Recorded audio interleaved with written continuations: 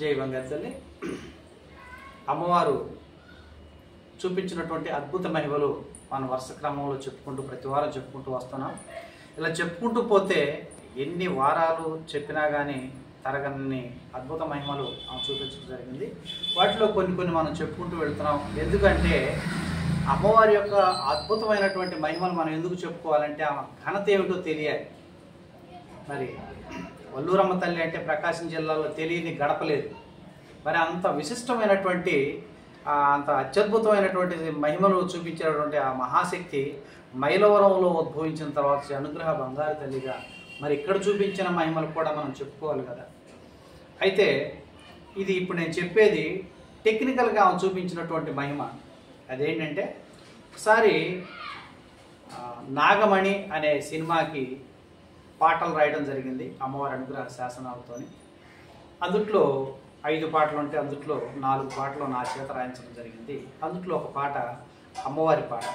గల్లు గల్లు గల్లు గల్లు బంగారు గజ్జలతో కదలివచ్చు కనకపు సిరి ఎవరోయమ్మ ఇంకెవరమ్మ మా వల్లూరమ్మ అనే అమ్మవారి పాటని అత్యద్భుతంగా అమ్మ రాయించడం జరిగింది.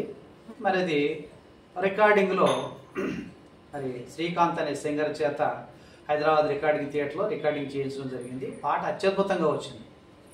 అయితే ఆ డైరెక్టరు ఆ సినిమాని తెలుగుతో పాటు తమిళంలో కూడా మరి డబ్బింగ్ చేయించాలనే ఉద్దేశంతో ఈ పాటల్ని మామూలుగా సినిమా ఇండస్ట్రీలో 4-5 భాషలు తెలిసినటువంటి డబ్బింగ్ రచయితలు ఉంటారు.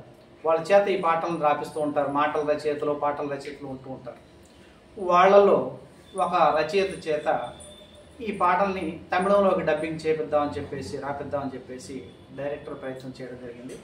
అయితే ఆ రైటరు ఈ 5 పాటలు ఉన్నటువంటి సీడీని తీసుకెళ్ళి మిగతా 4 పాటలు తర్జుమా చేశాడు, అంటే ట్రాన్స్లేట్ చేశాడు తమిళంలోకి. గల్లు గల్లు పాట ఓపెన్ అవ్వట్లేదు సీడీలో. అదేంటి, మిగతా 4 పాటల లాగానే ఈ పాట కూడా రికార్డింగ్ చేయించడం జరిగింది కదా, మరి ఈ పాట కూడా ఓపెన్ అవ్వాలి కదా, తమిళ్లోకి ఓపెన్ అయితే తమిళ్లోకి ట్రాన్స్లేట్ చేస్తాడు. మరి సీడీ ఓపెన్ అవ్వట్లేదు అని చెప్పేసి డైరెక్టరు ఏమిటి కనుక్కోండి అని చెప్పేసి ఆలయ ధర్మకర్త మాదినేని శ్రీనివాసరావు చెప్తే మాదినేని శ్రీనివాసరావు గారు అమ్మని అడిగాడు, ఏంటమ్మా ఇది అని చెప్పేసి అడిగితే ఆ ట్రాన్స్లేట్ చేసి రాసే బాలుడు మద్యం సేవించి ఉండటం వల్ల ఆ పాట ఓపెన్ అవ్వట్లేదు.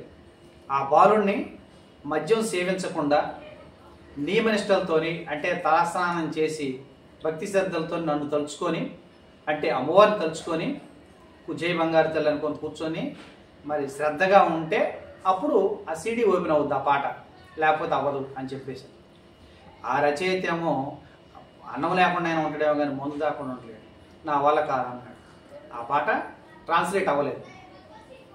ఎందుకనంటే అమ్మ పెట్టిన కండిషన్ తప్పనిసరిగా పాటిస్తేనే ఆ అనుగ్రహం ఉంటుంది, లేకపోతే లేదు. ఇది ఎందుకు చెప్పాను అంటే అమ్మ భక్తిలో ఎన్నో కష్టాలు ఉంటాయి, ఎన్నో పరీక్షలు ఉంటాయి, ఎన్నో మరి ఆబ్స్టికల్స్ అవరోధాలు కూడా వస్తాయి. వాటన్నిటినీ దాటుకుంటూ వెళ్ళాలి.